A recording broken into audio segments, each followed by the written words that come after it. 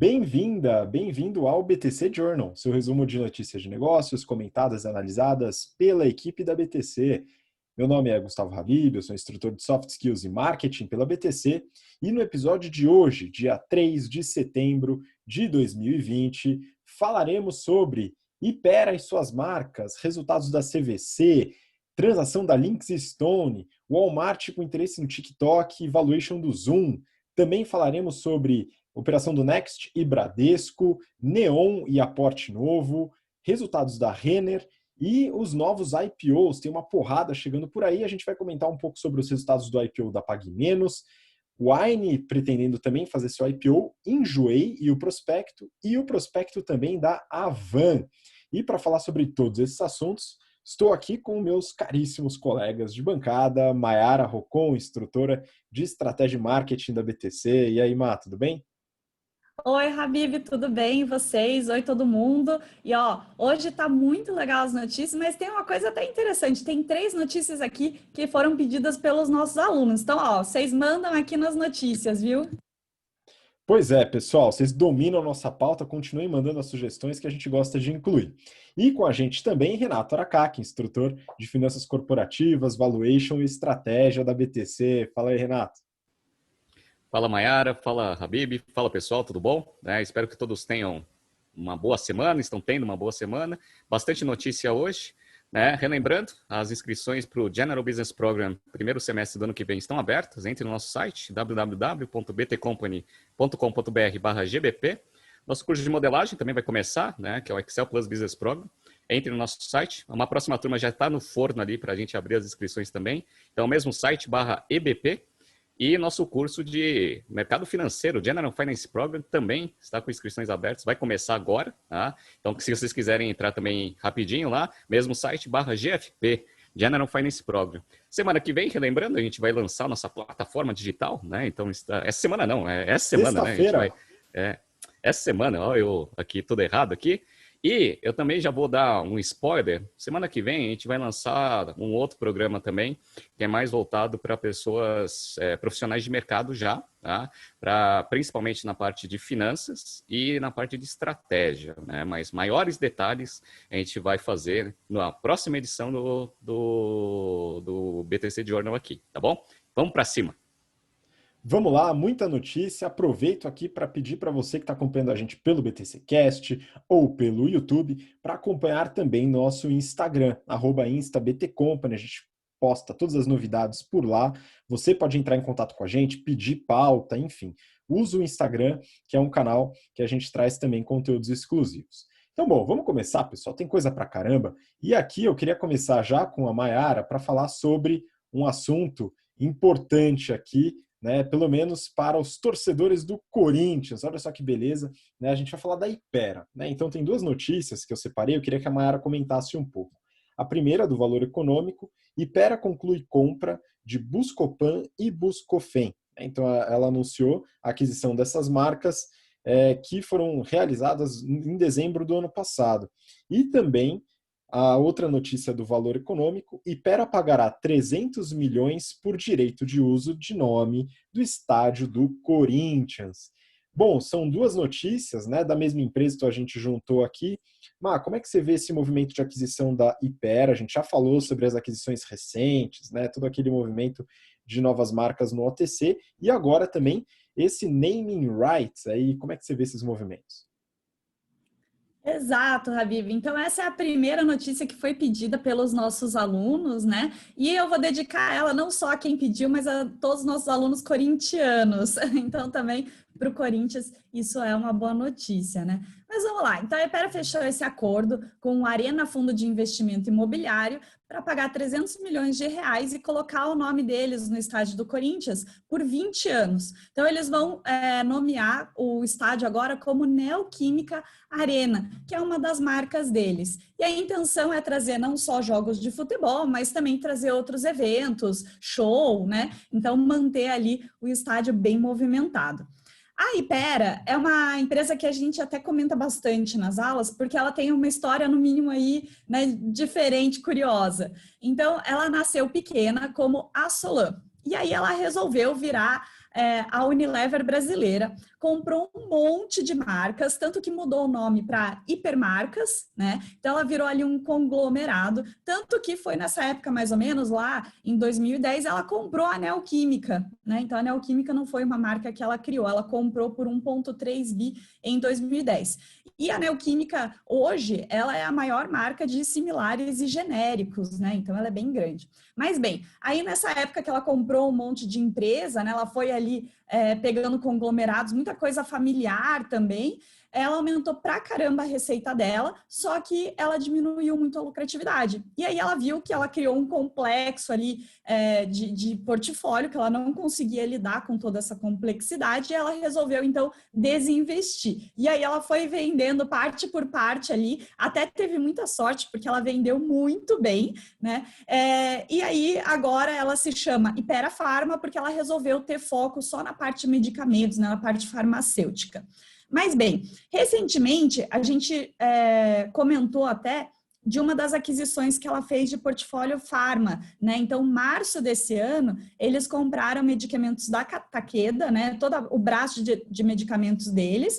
E a gente até comentou que a compra não tinha sido concluída, mas eles já estavam ali imaginando que marcas que eles tinham que vender por causa dos portfólios, das categorias que eles teriam monopólio, o CAD já ia pedir para eles venderem, então eles já estavam se movimentando.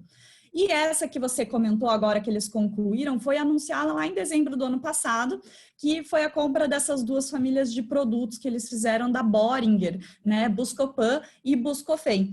Esses dois, eles são líderes na categoria deles e eles também são a maior franquia, dentro do mercado de OTC, que é o over the counter, aqueles medicamentos que você pode comprar sem receita na farmácia, né? Então, aqui, empacotando essas duas notícias, né? Para a gente também não é tanta novidade uma marca comprar um nome de um estádio, né? Então a gente está acostumado. O Palmeiras mesmo vendeu o nome do estádio para a Allianz, né? E a Allianz, ela tem outros 6 estádios no mundo, e não tem só de futebol, tem também um de rugby lá em Londres, né? Então isso é legal para a marca, porque a marca é mais lembrada, né? Eles conseguem aumentar a awareness e tentar aumentar também preferência de cliente, né? Então você repetindo ali várias vezes o nome da marca por causa do estádio, ou então você ouvindo por causa de um show, um jogo de futebol que vai ter no estádio, isso ajuda a aumentar a awareness da marca, né?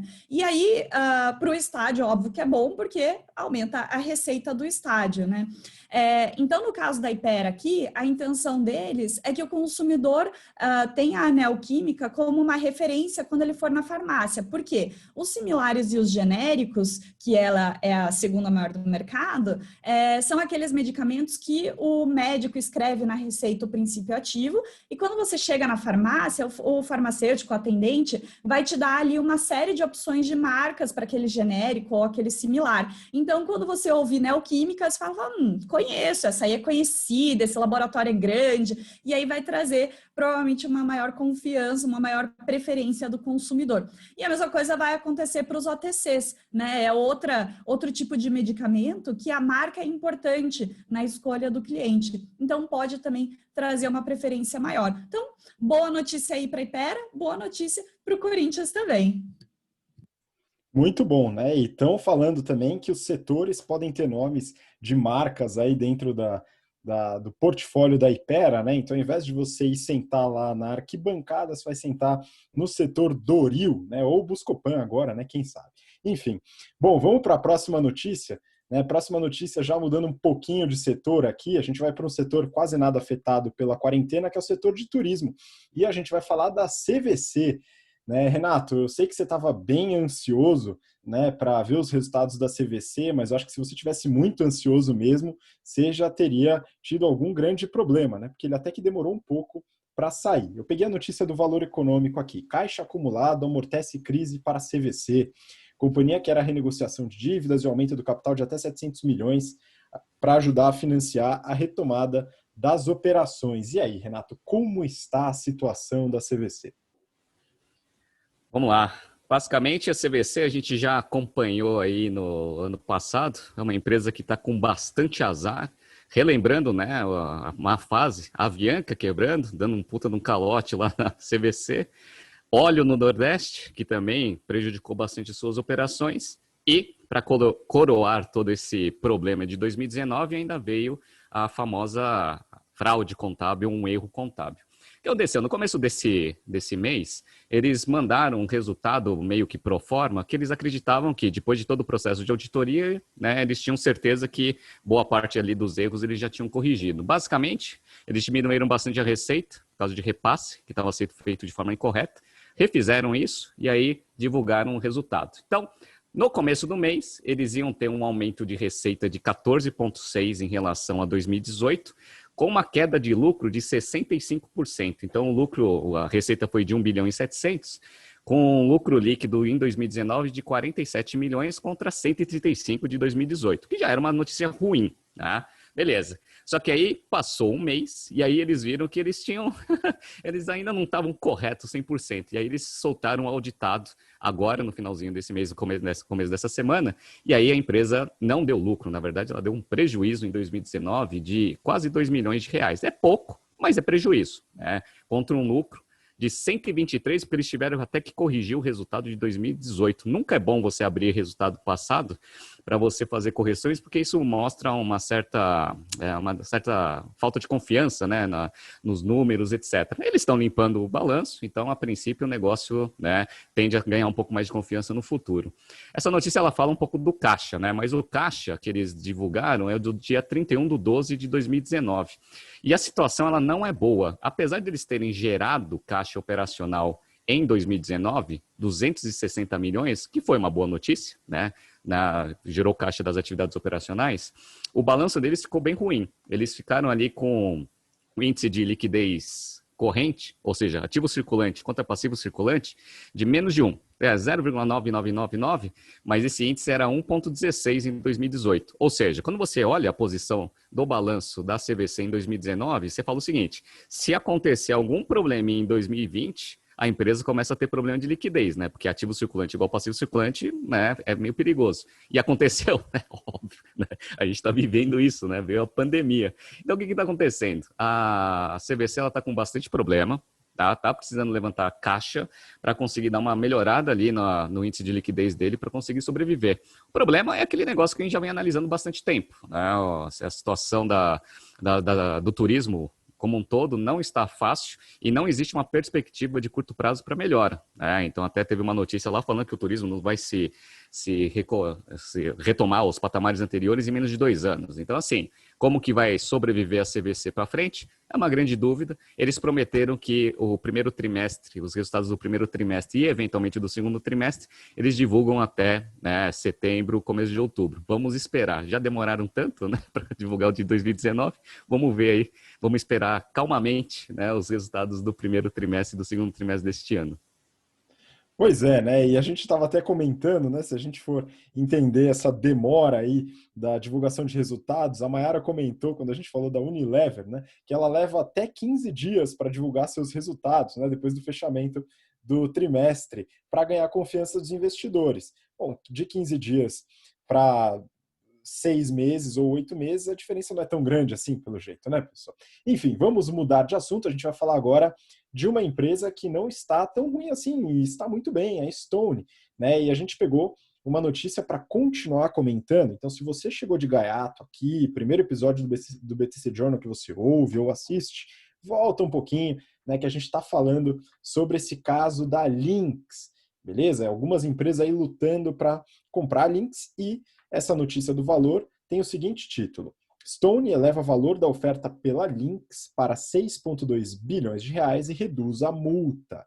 Renato, aí eu queria entender, né? A gente já está entrando nesse processo de leilão, o pessoal está querendo o seu pedaço da Lynx para eles e a Stone deu uma melhorada nessa oferta, né? Como é que você vê esse movimento?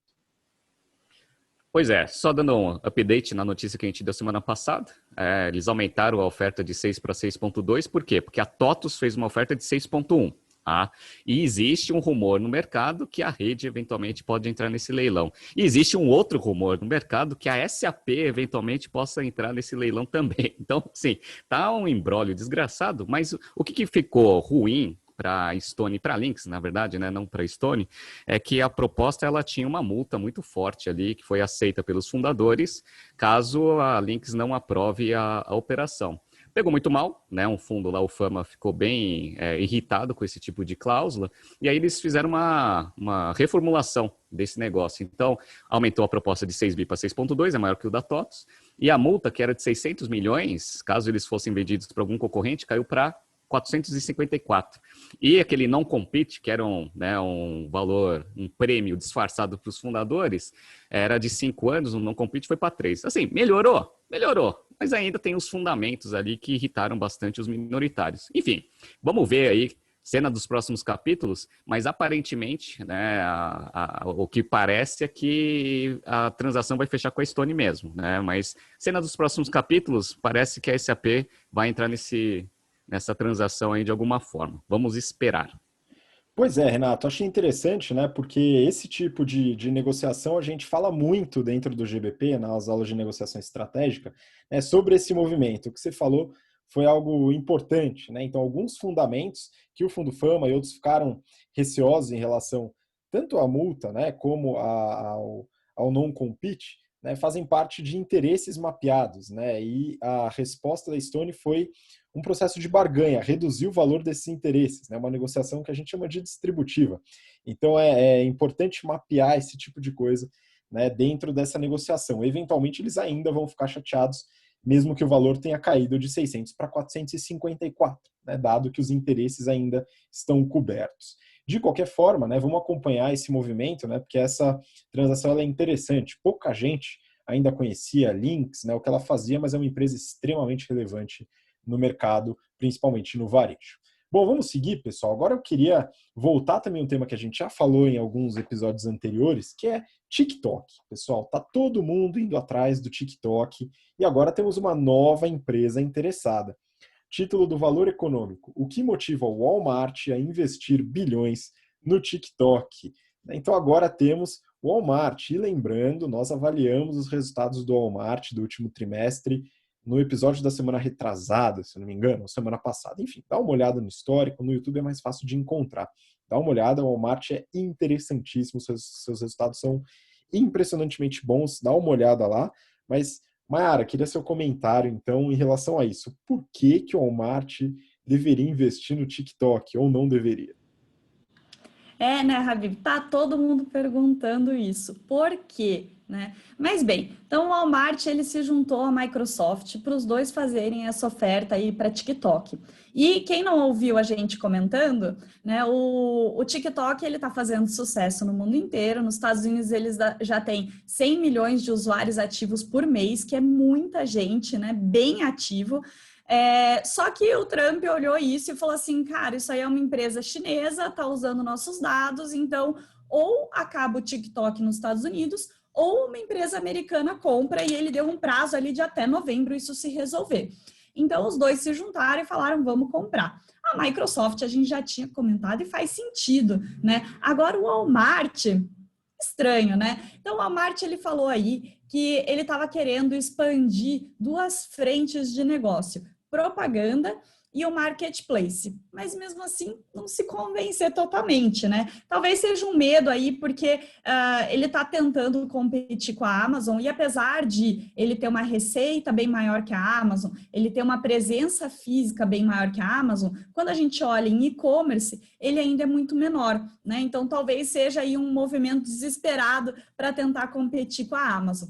Mas imaginando aqui como que ele poderia usar o TikTok, ele poderia fazer algumas propagandas ali no aplicativo para levar para o e-commerce dele, apesar de que isso é meio chatinho, né? Você tá ali no TikTok e ter propaganda. Então, ele poderia talvez fazer um e-commerce com a marca TikTok e as pessoas vão achar mais legal. Então, o que está sendo anunciado no TikTok, você encontra em tiktok.com para comprar, por exemplo, né?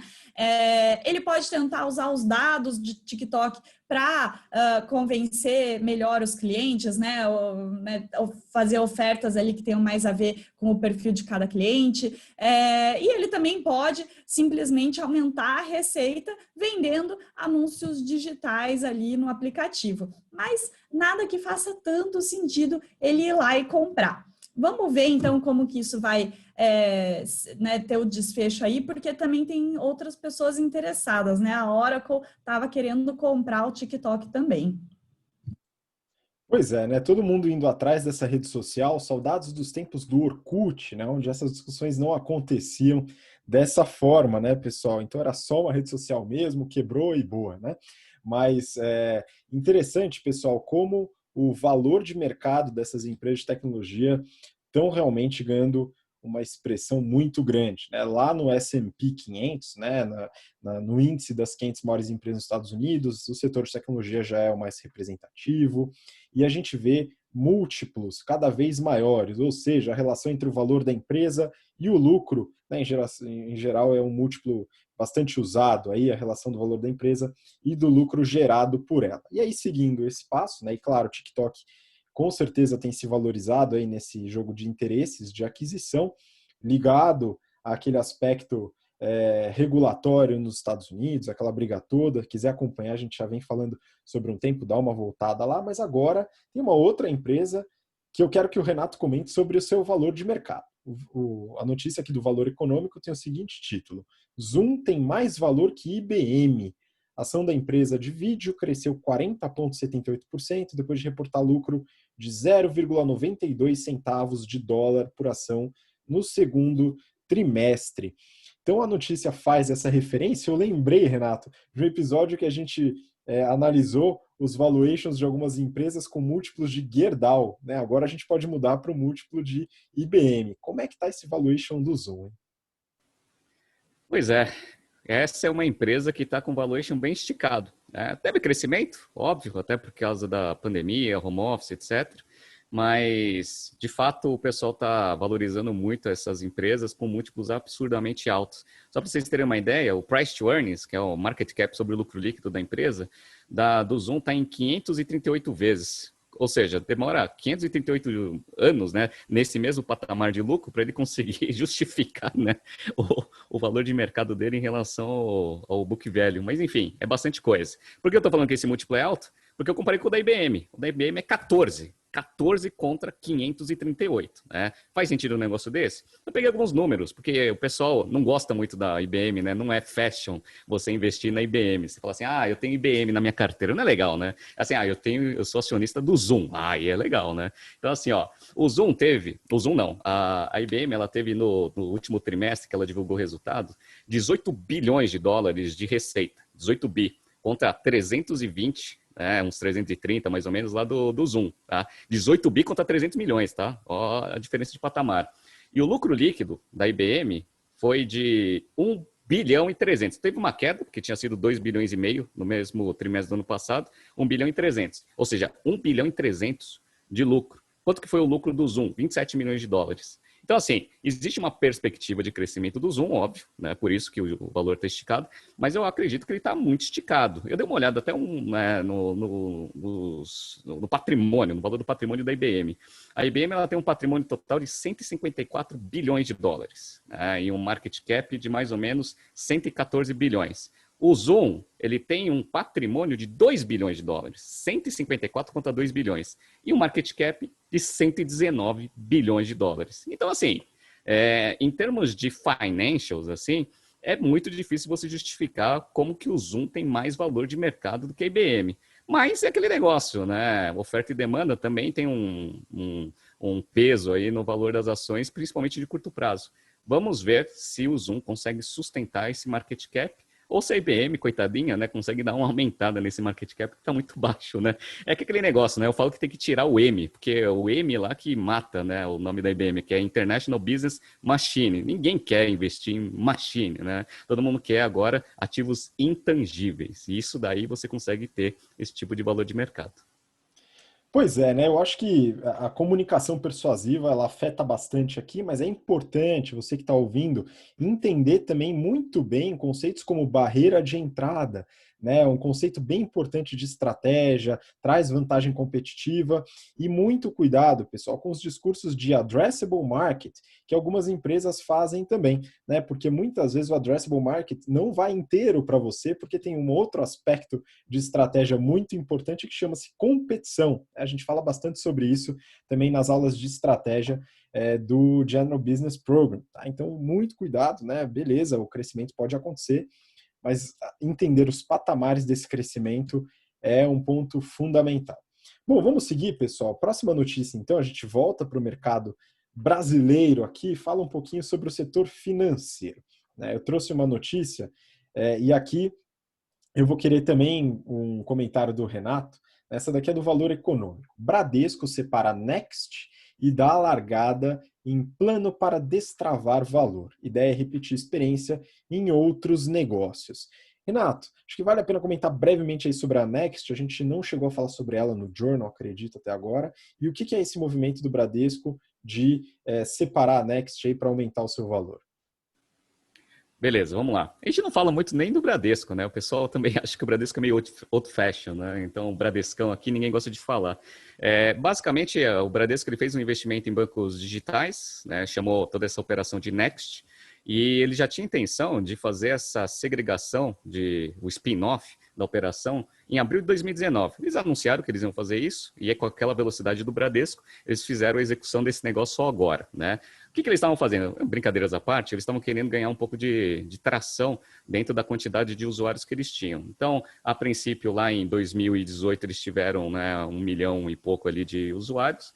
Eles tinham um target para esse ano de chegar a 3,5 milhões no final do ano. Eles conseguiram já chegar a 3 milhões pelo que eles anunciaram. Então, a princípio, eles já estão com musculatura para conseguir fazer esse spin-off e deixar a Next, né, ter a sua valorização. Por que uma empresa faz esse tipo de operação? Para conseguir ter gente investindo nesse negócio, que esse que é o que a gente chama de destravamento de valor. Foi exatamente o que a Cogna fez com a Vasta. Então, ela foi lá, reorganizou societariamente a estrutura da empresa, criou lá uma empresa chamada Vasta, abriu capital lá nos Estados Unidos, ganhou dinheiro para caramba, né? O Bradesco vai fazer isso também. Ele investiu para criar a Next, pelo que eles divulgaram, algo em torno de 270 milhões de reais para conseguir montar esse banco. Legal. Qual que é a expectativa que eles têm? Eles falaram aqui que eles estão com 3 milhões de usuários, que o mercado de fintech está valorizando mais ou menos $1.000 por usuário. Neste sentido, dá mais ou menos 3 bilhões de dólares, que multiplicado por 5,4 dá ali uns 16 bilhões de reais, né? Eles estão pensando em fazer uma abertura de capital, que é o jeito que você consegue, né, ter a valorização de mercado correta, né? Ou, eventualmente, fazer alguma rodada de investimento para acelerar o crescimento. Creio que eles não vão fazer isso, porque o Bradesco não precisa desse tipo de operação. Então, eles estão fazendo esse negócio para tentar crescer. Eu acho que esse valor de $1.000 por usuário é meio esticado. Eu peguei lá um múltiplo ali do Nubank. Nubank tem mais ou menos uns 26 milhões aí de usuários. E tem um valor ali na última rodada, na penúltima, porque a última eles não falaram mais ou menos quanto foi o valuation, de mais ou menos uns 10 bilhões de dólares. E aí dá mais ou menos uns 380, 390 dólares por usuário. Então, assim, que seja 300, 400, ainda é um belo de um valor. Vamos ver os movimentos aí do Bradesco, usando o mesmo movimento que a Cogna fez para destravar o valor da Vasta.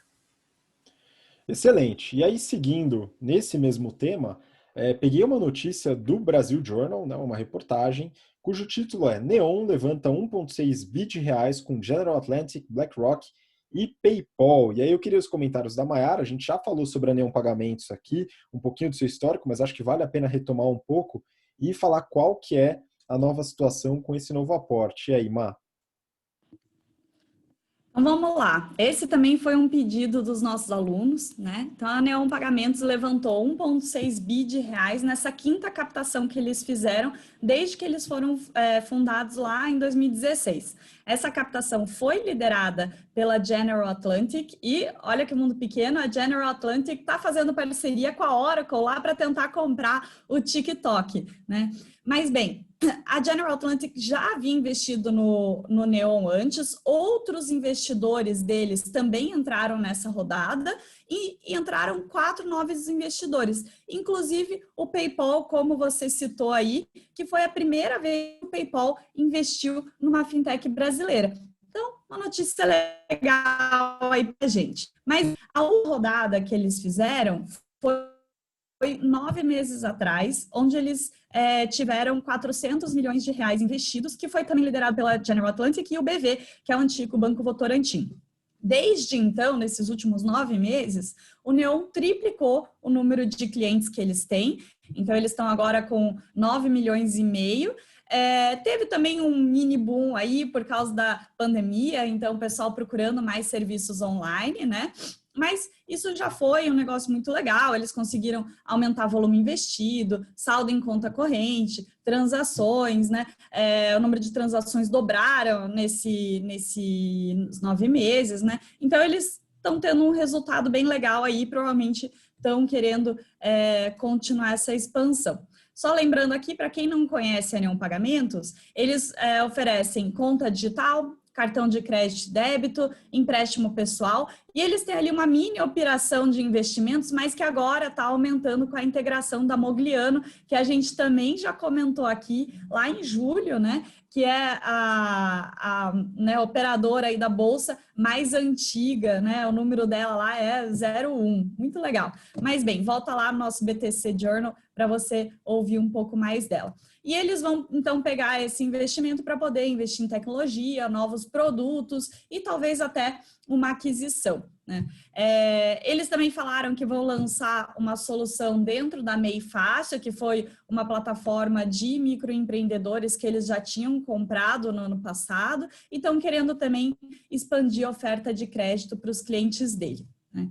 Falando um pouquinho da operação ali dos financials, né? Então, a receita deles em 2019 foi de 24 milhões de reais, mas não inclui as operações de crédito, porque isso fica dentro da BV, né? A principal fonte de receita deles hoje é o cartão de crédito, né? E eles estão esperando expandir o cartão de crédito e esse ano até triplicar a receita que eles tiveram no ano passado. O EBITDA deles é negativo, portanto, aí, né, também tem uma geração de caixa ruinzinha, né, negativa, mas eles falaram que, por agora, a intenção deles não é ter geração de caixa positiva. Eles estão querendo mesmo expandir. Que até faz um sentido, porque o mercado está ficando bem competitivo, né?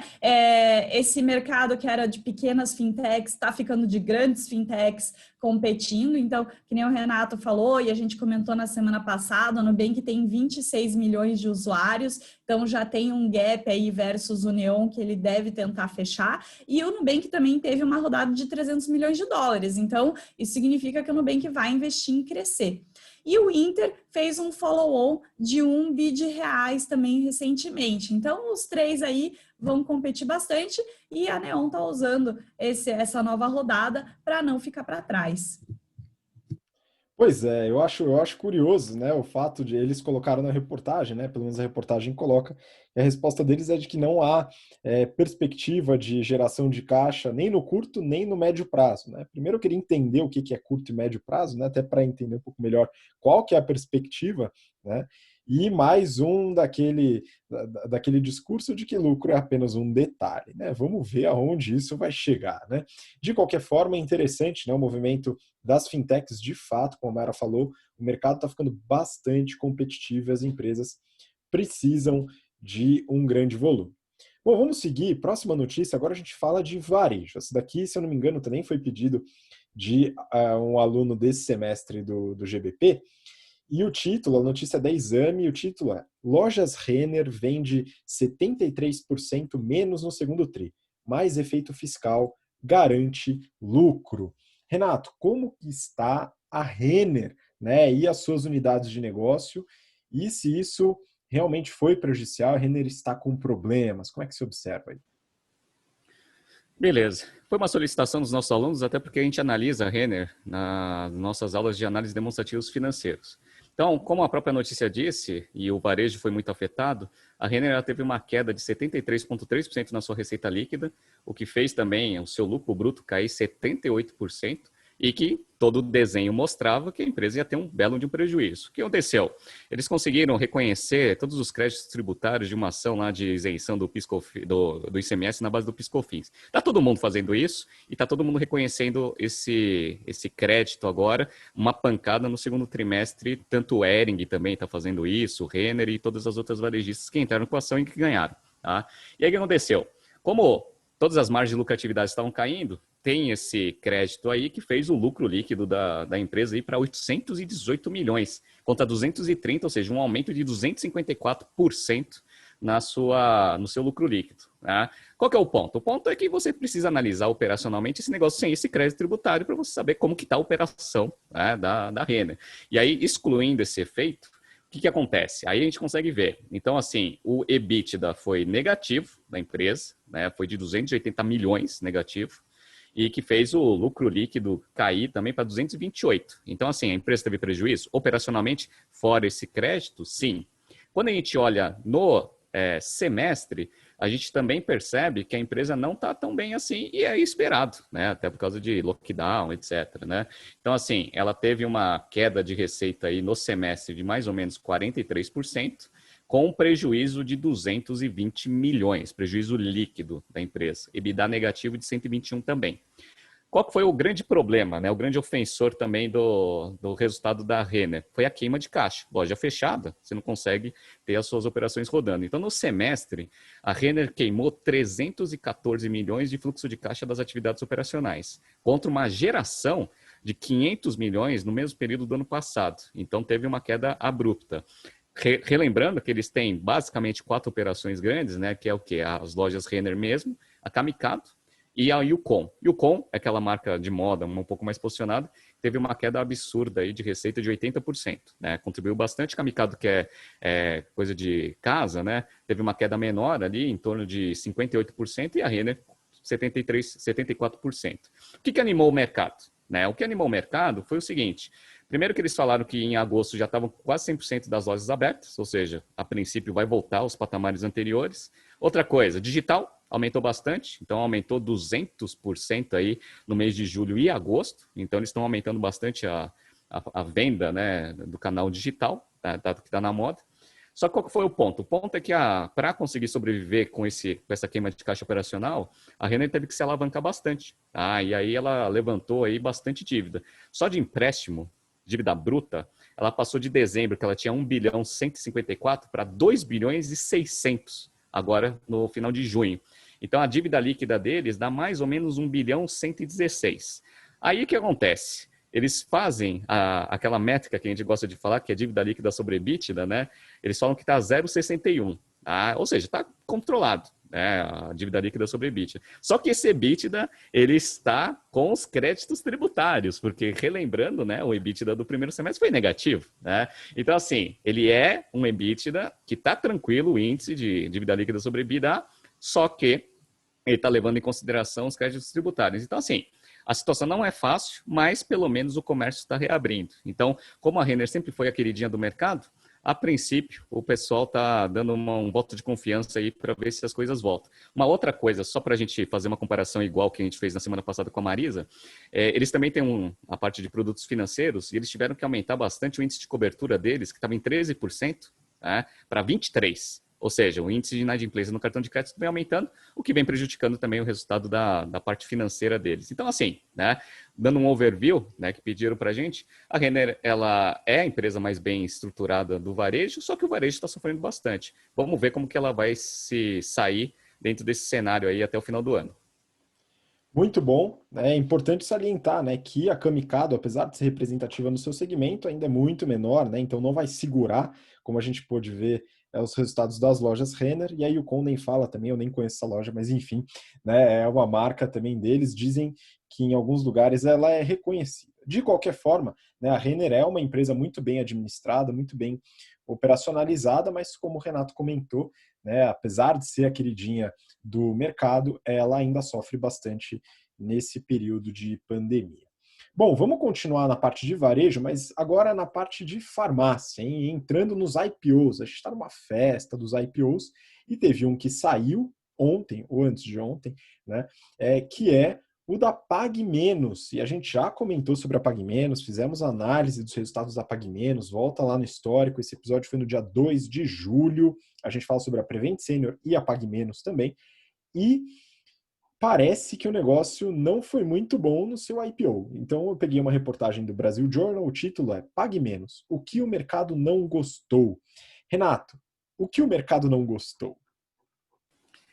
Olha, tem diversos fatores que podem explicar um pouco do valor do IPO que a Pague Menos conseguiu no mercado, tá? Uma das coisas é que esse segmento, por algum motivo qualquer, ele ficou numa fila gigantesca com várias empresas tentando fazer ou ofertas ou, eventualmente, abertura de capital. Então, relembrando, a Panvel, né, que ela fez o re-IPO, né, que ela já tinha feito negócio, e tem aquela D1000, que também, né, também fez a abertura agora recentemente. Então, o que acontece? Quando você tem um segmento, e aí você tem um banco de investimento, você faz o roadshow, e aí você vai, obviamente, atrás dos investidores que geralmente têm apetite para investir no segmento. Lembrando que a empresa mais bem gerida que tem capital aberto no mercado é a Raia Drogasil. Então, o que acontece? Primeiro que a Pague Menos chegou depois, né? Então, já bateram na porta de todos os investidores, mostrando o resultado da D1000, mostrando o resultado lá da Panvel, e aí depois, né, veio da Pague Menos. Essa foi a primeira coisa. Tem o Deusmar, né, que é o presidente do negócio lá, que tem alguns problemas ali com a justiça, etc. e tal, que também contribui negativamente. E outra coisa foi até o próprio poder de negociação ali dos assessores financeiros. Porque o que aconteceu? Eles estavam com uma faixa de ação entre 10,22 e 12,54. Perfeito. Eles fizeram lá todo o processo de book building, etc. e tal, e aí saiu a 8,5, ou seja, 17% abaixo do piso do negócio. E aí foi o que falaram que foi ruim. No entanto, ontem, se eu não me engano, que foi o primeiro dia de transações das ações, o valor já subiu para 10,30, ou seja, para cima da faixa mínima que tinha no negócio. Ou seja, quando você para pensar, quer dizer que, né, o processo ele poderia ter sido um pouco melhor, ou seja, a Pague Menos poderia ter captado um pouco mais de dinheiro com o mesmo equity. Essa que é a conclusão óbvia que você vê quando a ação ela valoriza muito no primeiro dia. Né? Bateu ali quase 30% de alta no meio do dia, fechou com 20 e pouco ali, mas, uma bela valorização no primeiro dia. Deixou um pouco de dinheiro na mesa. Tá? Mas, enfim, mais uma empresa aí que está com capital aberto. Ninguém está apostando nas outras empresas, a não ser Raia Drogasil, que continua com múltiplo alto, porque é a melhor empresa do segmento e tem, né, os índices operacionais e perspectiva de crescimento muito melhor do que todas as outras que estão crescendo. Acho que a única que faria frente para ela seria a Pacheco, mas a Pacheco ainda está num processo ali de não abertura de capital, tentando vender a operação para uma outra empresa. Vamos ver aí como que evolui aí os valores das ações da Pague Menos aí para frente. E só para, né, fechar uma informação relevante, né, dentro dessa operação, adivinha quem que era um dos investidores um dos investidores da Pague Menos? A General Atlantic, mais uma, né? Esse BTC Journal é um oferecimento de General Atlantic. Muito bom, né? A gente, infelizmente, não tem o patrocínio da General Atlantic e não vamos ter também, porque eu não quero ficar produzindo relatório de justificativa para fundo de investimento. De qualquer forma, né, eles são muito representativos em vários investimentos aqui no Brasil e fica a dica para o pessoal que atua em bancos de investimento para dar uma boa caprichada no PowerPoint, porque isso pode ajudar no Roadshow. Vamos continuar aqui. Próximo IPO que a gente vai comentar é de uma empresa que eu particularmente gosto muito dos produtos. Não são delas, mas os produtos que ela vende me atraem bastante. Essa notícia é da Exame e o título é Quem é a Wine, Clube de Vinhos, que busca um IPO de R$1 bilhão. Maiara, queria os seus comentários sobre a Wine. A gente já falou um pouco da Wine aqui, né, de alguns movimentos na parte de assinaturas de vinho, mas eu queria as suas percepções e as perspectivas da Wine para o IPO. Claro, né, Habib? Não é só você que gosta desse portfólio, né? Pode incluir. Na verdade, não a gente. Me inclui nisso, que o Renato não gosta de vinho. Mas falando um pouquinho aqui, a Wine deve ser conhecida dos nossos ouvintes por dois grandes motivos aqui que ela ficou mais famosa, né? Mas ela é uma empresa lá de 2008, do Espírito Santo. E em 2010, eles criaram o Clube Wine. Então, o Clube Wine ficou bem famoso aí, é um clube de assinatura. Você consegue receber em casa 2 vinhos pagando 70 a 270 reais por mês. Eles têm 6 tipos de assinatura que você pode escolher ali. E aí, quem é o cliente do Clube Wine, além desses 2 vinhos, também ganha uma revista sobre vinhos todo mês, né? Tem esse preço dos 2 vinhos da assinatura um pouco menor do que se comprasse diretamente, consegue ter a oportunidade de ser indicado um rótulo novo para você conhecer, e aí eles descrevem o que é aquele rótulo, né, de onde ele veio. Você tem desconto em outros vinhos do portfólio deles, ou consegue aproveitar algumas promoções exclusivas, e dependendo ali do timing que você pede, você também consegue frete grátis. Então, além de receber os 2 vinhos em casa, você tem vários benefícios. E para a empresa isso é legal de ter assinatura, porque você tem receita recorrente e você fideliza o cliente, né? Então ele vai ficar lá estocado com os seus vinhos e não vai ficar estocado dos vinhos da concorrência, né? Outro fato aqui também, que deve ter feito os nossos ouvintes aqui ouvirem falar da Wine antes, é que lá em 2016 entrou como sócio o Abílio Diniz, né? Então, a Wine deu uma extensão aí, quando o fundo de investimento da família do Abílio, que é a Península, entrou como parte aí dos investidores da Wine. Continuando aqui a história deles, em 2018 eles lançaram aplicativo, reformularam a marca, eles já fizeram também programa de fidelidade com cashback, o YNAB, que você, na verdade, consegue gastar esse cashback no site deles, com produtos deles.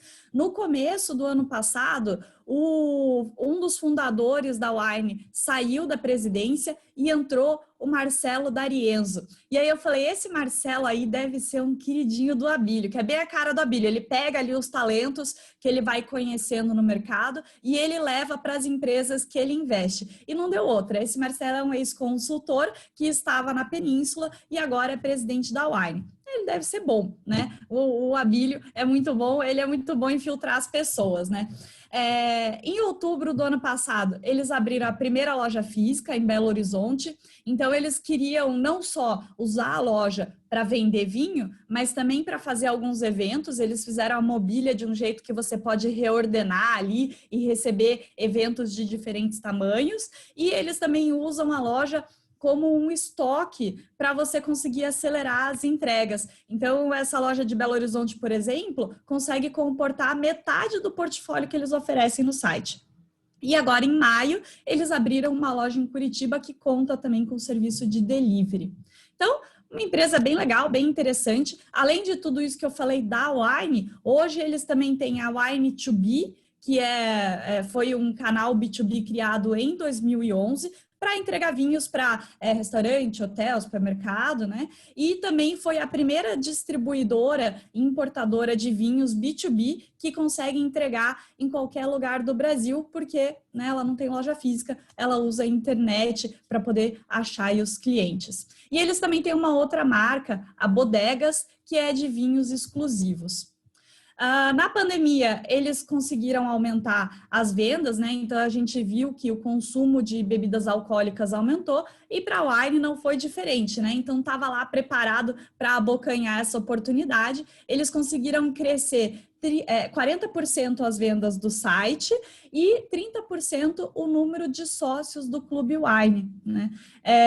A concorrência nesse último tempo tem aumentado, né? Mas o mercado de vinhos online também está aumentando. Então, hoje eles estão no mercado de mais ou menos 15% dos vinhos vendidos no Brasil que são comprados aí pela internet.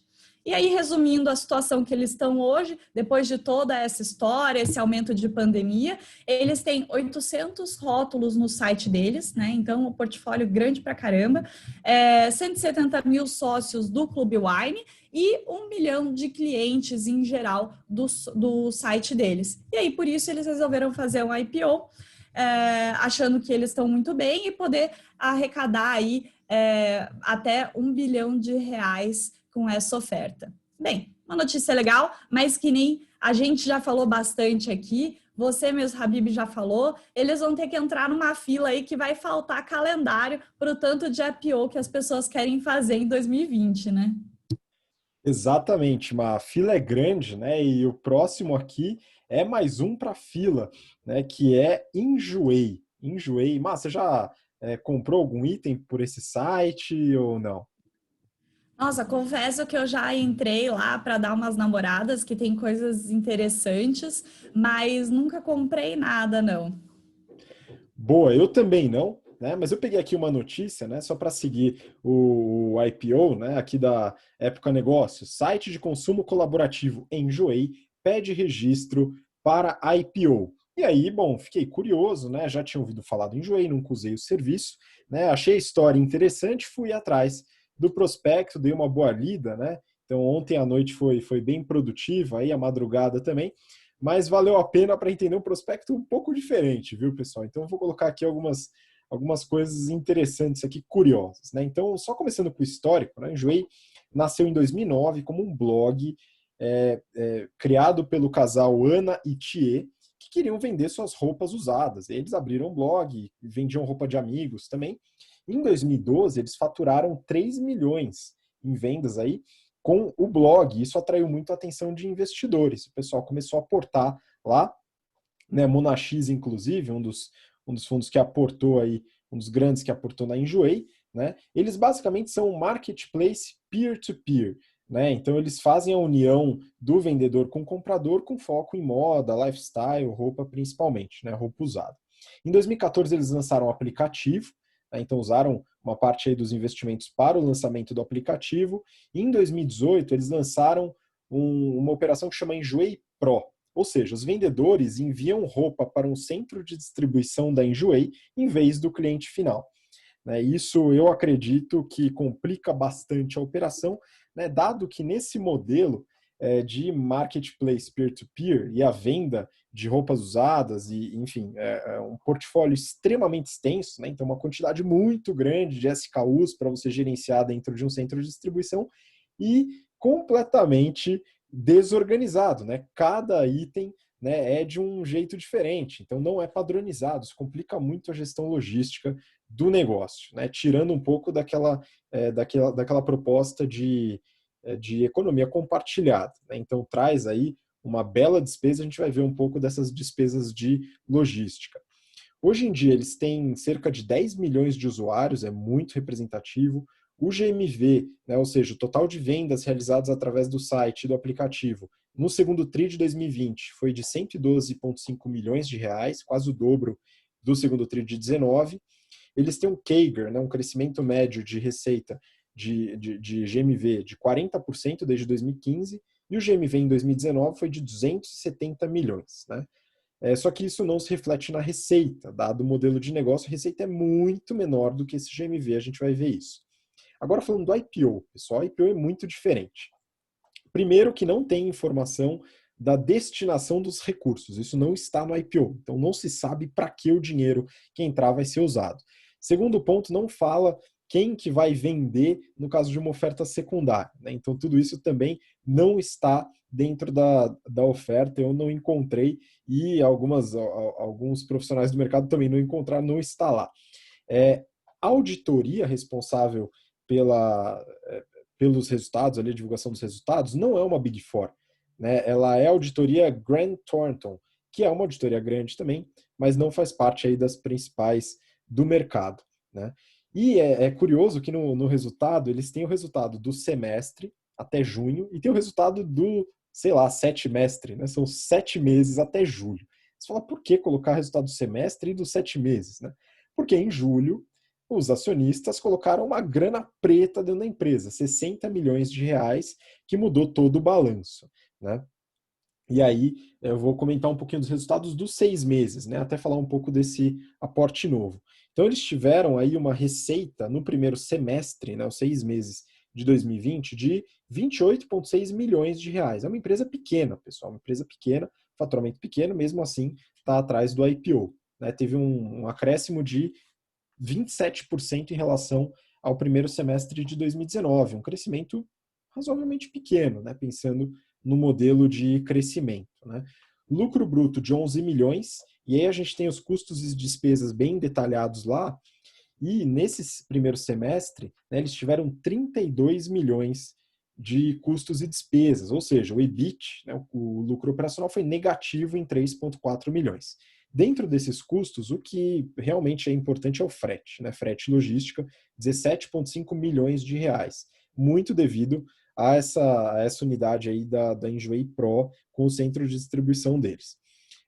Custo de pessoal, 4 milhões. Custo de escritório, 1,5 milhão. Olha só, já dá para economizar 1,5 milhão de pronto, né, pessoal? Taxa de transação também, 4 milhões de custo. Então, é tudo bem detalhado.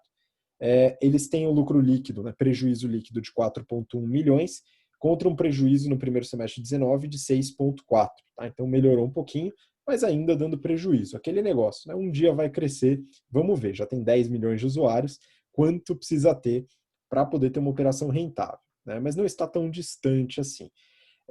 Alguns pontos importantes, né? Eles têm uma dívida razoável, né? 7,5 milhões de dívida bruta. Você fala é pequeno, mas em relação à operação não é tão pequeno assim, e eles têm muito dinheiro de aporte, né? Então, eles também foram atrás desse endividamento. Tem caixa líquido, já tinham nos 6 meses, né? Então tinha um caixa de 9,5 milhões no fechamento de junho, e aí em julho explodiu, né? Com o aporte dos investidores, o caixa foi para 50 milhões, né? Nem tem destino para usar esses 50 milhões, né? Provavelmente vai deixar em produtos financeiros aí por um tempo, até ver como aplicar, ou queimar em marketing, né? Vamos ver. Prejuízo acumulado, 78,8 milhões. Até hoje só deu prejuízo, né? O capital social é de 90 milhões, ou seja, toda a operação é sustentada pelos investidores, e agora, com o novo aporte, o capital foi para 150 milhões. Teve uma geração de caixa operacional de 3 milhões e meio no primeiro semestre, voltou a queimar nos 7 meses, né? E queimava também no ano passado 860 mil de caixa queimado. Né? O EBITDA ajustado de 2019 foi de menos 15 milhões.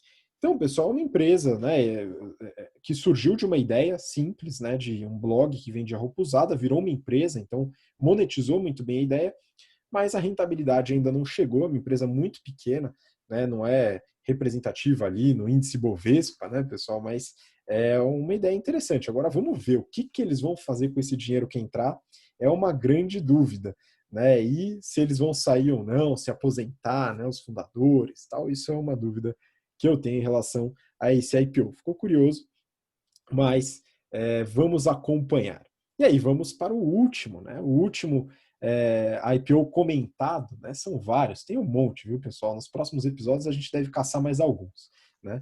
Mas o próximo, bastante esperado, é a Van.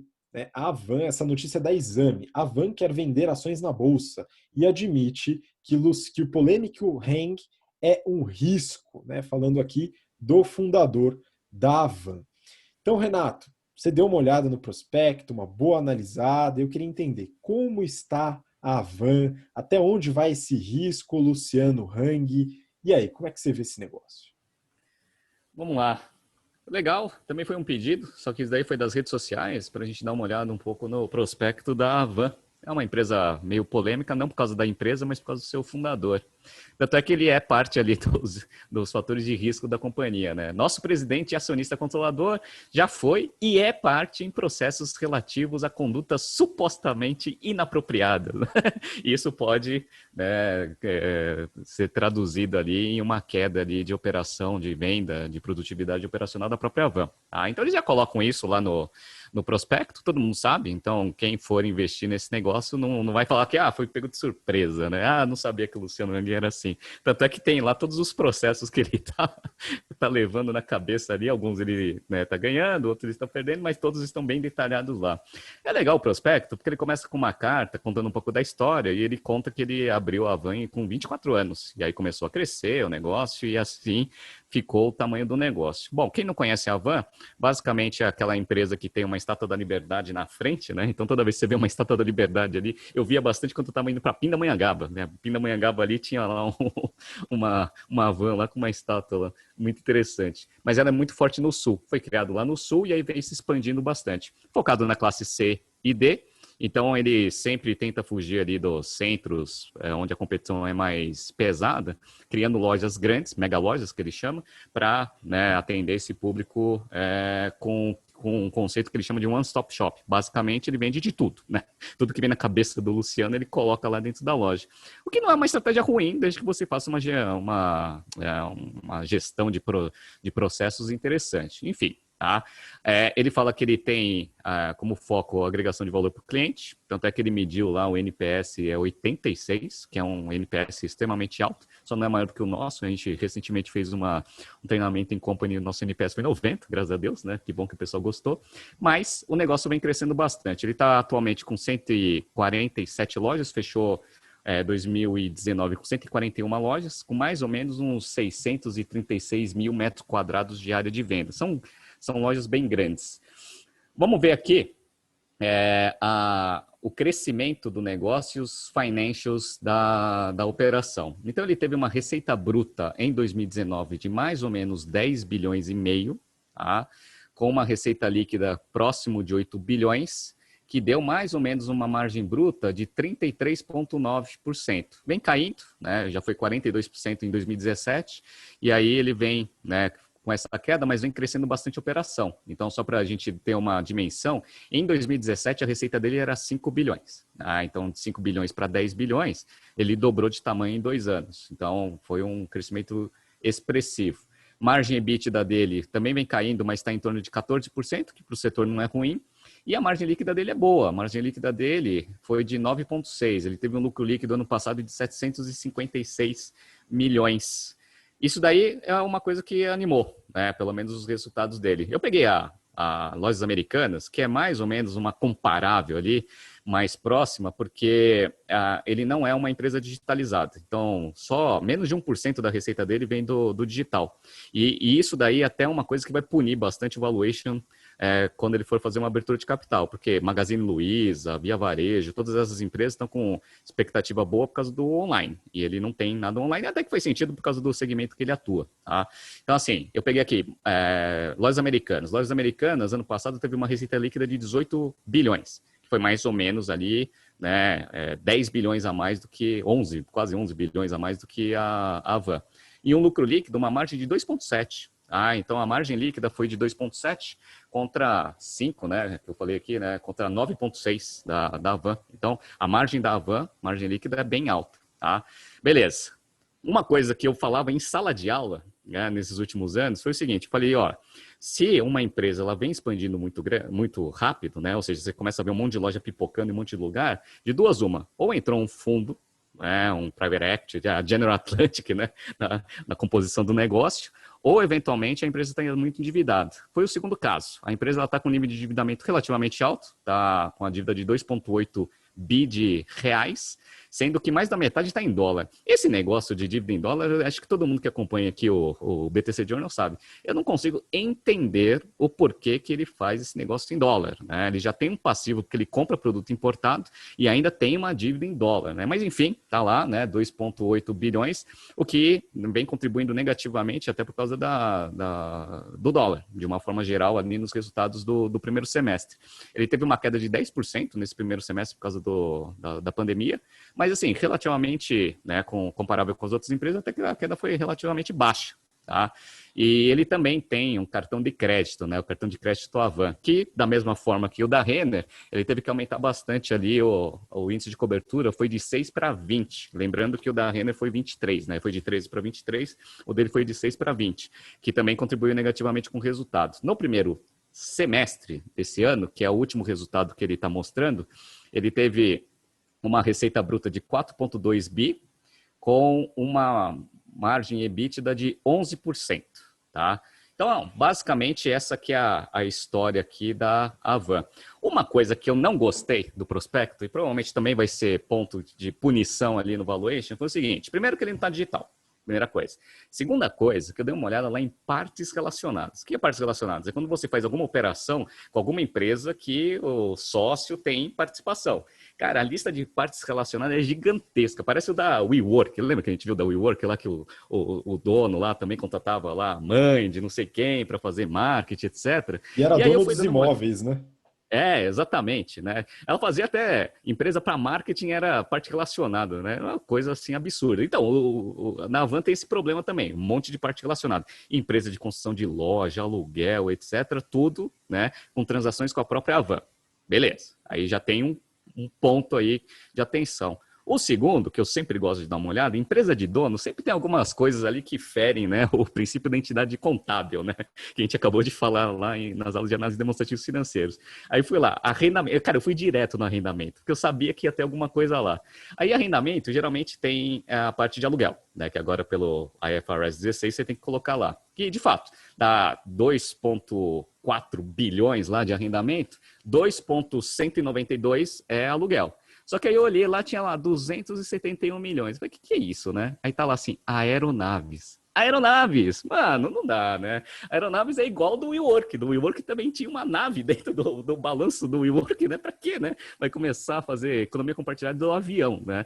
Obviamente, nesse tipo de caso, o Luciano Hang, ele vai justificar falando o seguinte, a minha hora é muito cara, né? Então eu não posso ficar pegando passagem, né? Eu tenho que pegar o avião. Eu tinha uma empresa em nível nacional, então eu preciso me deslocar de uma forma rápida. É sempre a justificativa de todo mundo, né?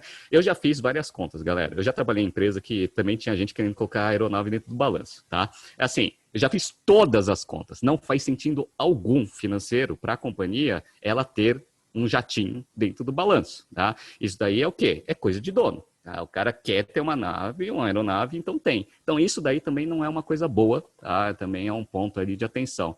Tem alguns créditos não, alguns impostos atrasados que ele entrou lá num plano de recuperação lá com o governo, enfim, tá? Tem algumas coisinhas meio sujas ali no balanço que eu acho que vão me prejudicar bastante no valuation. E aí, né, aquele negócio, vai sair o IPO? Não sei.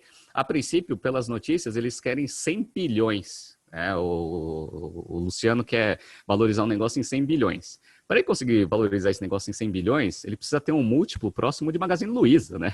Então faz sentido, né? Porque Magazine Luiza está muito mais posicionada, melhor posicionada do que qualquer outra empresa, inclusive, obviamente, com a Van. Aí eu peguei aqui a Lojas Americanas, né, para dar mais ou menos uma olhada. A produtividade por metro quadrado dele é 7% maior do que das Lojas Americanas, que isso é bom, tá? Até porque é uma loja grande, né, com a mesma produtividade das Lojas Americanas que tem loja pequena, é muito bom. No entanto, né, o price earnings aqui, né, o valuation ali da Lojas Americanas está mais ou menos ali, market cap em torno de uns 57 bi. Eu acredito que vai ser mais ou menos nesse patamar que vai sair essa abertura de capital, se sair, né? Se ele aceitar, né, não ser 100 bilhões, se algo em torno ali de uns 50, 70. Vamos gravar esse número, vamos ver, né, cena dos próximos capítulos, como que vai ser o famoso roadshow e como que os assessores vão conseguir convencer a galera que tudo isso que eu falei não vai prejudicar muito o valuation do negócio. Pois é, esse ficará gravado, né? Estará disponível, né? Então vamos ver o que acontece com a polêmica Avan, né? É importante aí analisar no detalhe o prospecto. O Renato fez uma boa análise aí de vários pontos importantes. E você que está acompanhando, né? Deve também, a gente reforça, faça esse tipo de pesquisa, né? Você, aluno nosso, que está estudando, está se desenvolvendo, pega os prospectos, dá uma lida, tenta entender, acompanhar isso que a gente faz aqui, a gente reforça que seja feito também para a gente poder bater esse papo. Esse foi o último tema do BTC Journal de hoje, então eu queria muito agradecer a participação dos meus caríssimos colegas. Má, muito obrigado. Valeu, Habib. Obrigada, Renato, também. Abraço aí para todo mundo, abraço para as turmas, que essa semana, né, tá acabando as aulas de comunicação, mas depois eu volto para estratégia e marketing. E lembrando aqui todo mundo que amanhã tem o nosso lançamento da nova plataforma e semana que vem a gente dá mais novidades de cursos novos. Muito bom, excelente, obrigado, Má, e Renato, muito obrigado de novo. Muito obrigado, Mayara, Gustavo, pessoal também. Um abraço aí para a turma 72 e 73 que a gente finalizou a análise de demonstrativos financeiros essa semana. Já vamos começar sabadão com valuation. E agora o curso começa a pegar fogo, né? Porque agora só é valuation, estratégia, marketing, um monte de matéria bem interessante. Queria mandar um abraço também para todos os alunos que mandaram sugestões aí para o curso. Né, para o curso não, para o BTC Journal, e também, corrigindo o que eu falei no começo do Journal, amanhã a gente estreia a nossa plataforma, aproveitem bastante, e semana que vem tem mais novidade. Um grande abraço a todos. Muito obrigado, Renato. Obrigado você que acompanhou a gente até agora. Recomendo também que você dê uma olhada no Papo BTC que a gente teve com o Gabriel Galípolo, presidente do Banco Fator, né, que foi ao ar ontem. Dá uma olhada, está no podcast e também no YouTube. E muito obrigado pela atenção, participação e nos vemos na próxima semana. Um grande abraço, até lá. Tchau, tchau.